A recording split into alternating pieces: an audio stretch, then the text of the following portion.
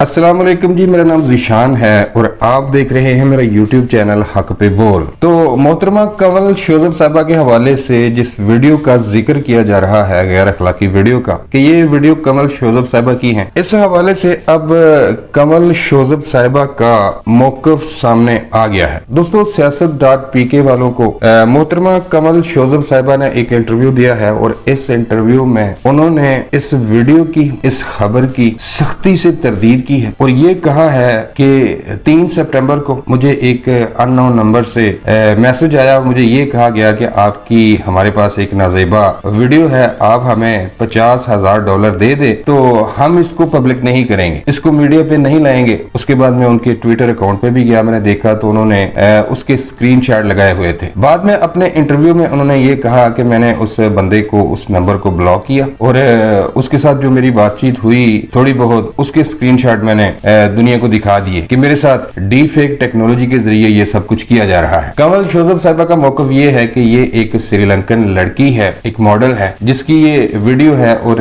D fake technology के जरिए मोहतरमा कंवल शोजब साहब का चेहरा इस्तेमाल किया गया है और बाकी जो जिस्म है, जो धड़ है, वो दूसरी श्रीलंकन मॉडल का है। यहाँ पर मैं कभी भी गंदी सियासत को सपोर्ट नहीं करता। अगर तो ये हकीकी मानों में कोई ऐसी टेक्नोलॉजी है जिसे डी फेक टेक्नोलॉजी कहा जा रहा है, अगर तो ये किसी ने किया है अपने सियासी मकासद हासिल करने के लिए, सियासत में इख्तिलाफ होता है, कोई इसमें कोई बात नहीं, लेकिन अगर किसी ने हकीकी मानों में डी फेक टेक्नोलॉजी के जरिए ये वीडियो बनाई है तो मैं कम से कम ऐसी गंदी सियासत को मैं इसकी हिमायत नहीं करूंगा। क्योंकि कंवल शोजब साहबा तो ये कहती हैं, उन्होंने ये इजहार भी किया है कि इसके पीछे हीले बहानों में उन्होंने इजहार किया है कि इसके पीछे मुस्लिम लीग नून का या फिर मोहतरमा मरियम नवाज साहिबा का हाथ है। तो ये एक इतना खतरनाक खेल है। अगर तो ये सच कह रही हैं तो भाई जिसने ये वीडियो बनाई है उसको ये ख्याल रखना चाहिए कि अगर डी फेक टेक्नोलॉजी के जरिए वो इस तरह की हरकतें कर सकते हैं तो फिर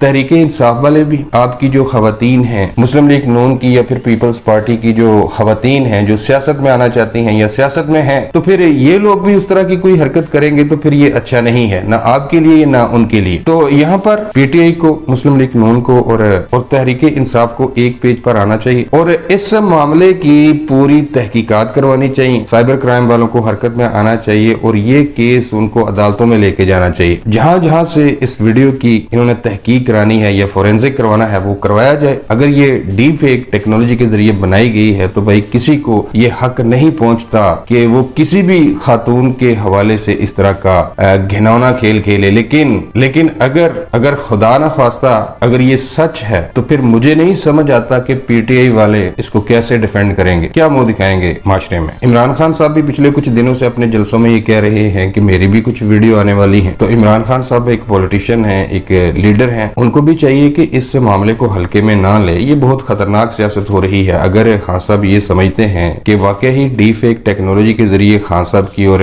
पीटीआई की खवातीन को टारगेट किया जा रहा है तो खान साहब को पहले तो जलसे जुलूस खत्म करने चाहिए और सीधा अदालतों के पास और साइबर क्राइम से रुजू करना चाहिए कि ये क्या हो रहा है। अदालतों में जाए भाई, दूध का दूध और पानी का पानी हो जाएगा। जो हकायक है वो अवाम जानना चाहती है तो अवाम को करब में ना डाले। कुछ लोग कह रहे हैं कि नहीं जी ये बिल्कुल ओरिजिनल वीडियो है, कुछ लोग कह रहे हैं कि नहीं जी ये डी फेक टेक्नोलॉजी के जरिए बनाई गई है। तो फिर ये बहुत संजीदा नौयत का मामला है। मुस्लिम लीग नून को, पीपल्स पार्टी को और पाकिस्तान तहरीके इंसाफ को सख्ती से इसका नोटिस लेना चाहिए, इसकी मुकम्मल तहकीकात होनी चाहिए ताकि सच अवाम के सामने आ सके। अब तक के लिए बस इतना ही। वीडियो अच्छी लगे तो लाइक करें और चैनल सब्सक्राइब करें। मिलता हूँ किसी नई वीडियो में। अल्लाह निगहबान।